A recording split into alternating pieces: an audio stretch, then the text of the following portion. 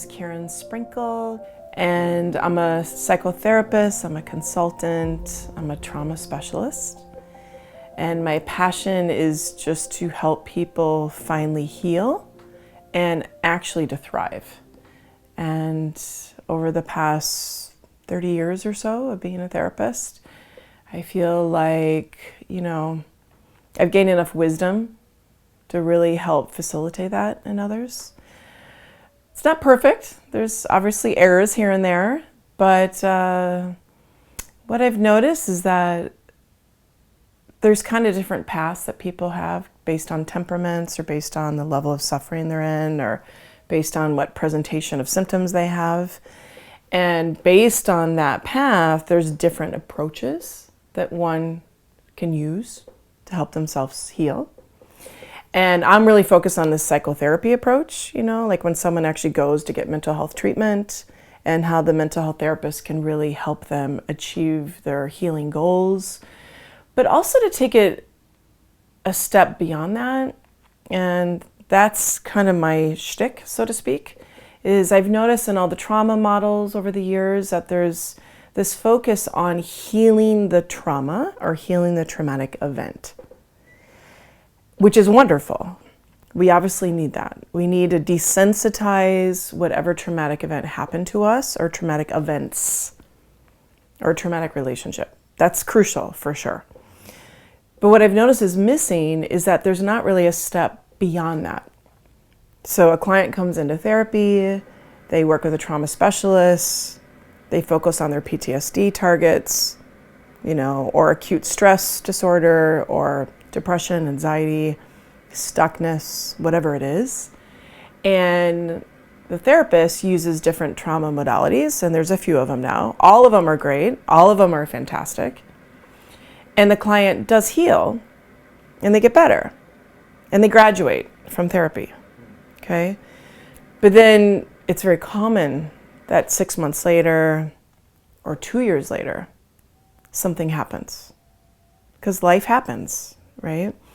And it could be something small. It could be we're driving down the highway and someone runs us off the road. We're physically fine, but suddenly all our PTSD triggers come back, And the therapist and the client meet again, and the client's like, I don't get it. I thought I healed. And the therapist does the same modalities again, and they help the client desensitize what happened, and then the client graduates again. My job is to help the client fully graduate. And what that means is that even if a suffering event happens again in life, there's enough of a sense of a thriving self.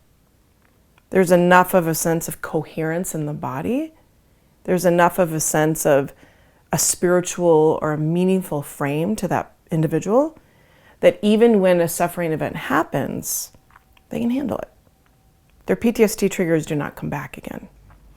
So what happens is after trauma has been desensitized, there's a whole other stage of therapy that needs to happen, which is what is making this person, this human being, value living? What makes this person thrive? What makes this person tick? And, this is my statistic. It's not a proven statistic, but I would say probably 8 out of 10 people are operating from a survival mechanism system. Like they're going out into the world, or they wake up every morning and there's some kind of survival mechanism at play. And in some of these models, we kind of categorize it in 5 different categories. There could be a survival mechanism of feeling self-defective. So we go out into the world, we wake up every day, and we try to do something so we don't feel as self-defective. Okay? Or we feel really responsible. So we go out into our day trying to do something so we don't make a mistake. Okay? Or we wake up and we go out into the day and we try to do something where we feel safe. We just want to feel safe in the world. Or we go out and we try to do something where we feel a sense of control. Or we go out and we try to make meaning out of every day. Those are kind of the 5 categories. So in order to thrive, we actually need to get beyond those 5 categories. And most people don't even know they're doing these things, right? They go out and they're like, oh, well, of course I go to my job because it helps me feel proud of myself. So the goal in therapy then becomes, what would happen if you didn't have your job? Well, I'd be devastated. Well, we need to work on that. Why would you be devastated if you didn't have your job? Well, Karen, that's silly. Of course I need a job to feel good. And it's like, okay, but that's still a survival mechanism at play, right? And so classic trauma models stop at just helping the person feel good that they get to go back to work.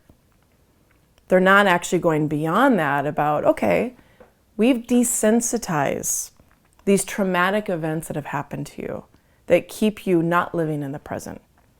So we try to get you functioning again. So you can go back to work, you can live a fulfilling life, you can have relationships and feel fulfilled, you can have friendships, you can do your exercise again, whatever it is. But if the mechanism at play is still a survival pattern, the next suffering event that happens, they're going to go right back in to a stress or traumatic response and relive earlier traumas.